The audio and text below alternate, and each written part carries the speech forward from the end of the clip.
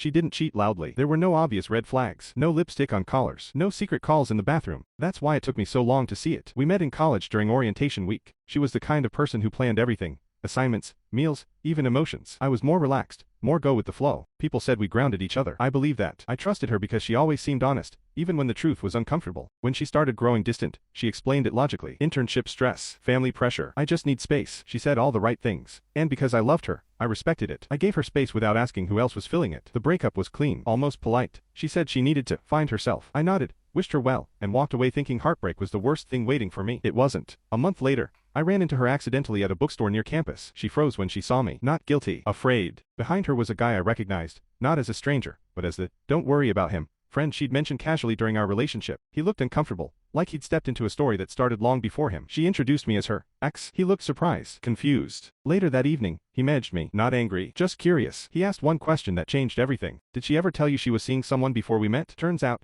she'd overlapped us both. Not emotionally confused, strategically undecided. She waited to see which future felt safer. When she chose him, she framed it as self-growth. When she talked about me to him, she called it closure. I didn't confront her. He didn't either. We both just stepped back. Weeks later, she reached out to me. Long message. Apologies. She said she felt empty now, that neither relationship felt real anymore. I read it once, and didn't reply, because that's when I understood something important. Some people don't cheat because they're unhappy. They cheat because they're afraid to choose, and even more afraid to be alone. And the real revenge isn't exposing them. It's becoming the person they can't access anymore.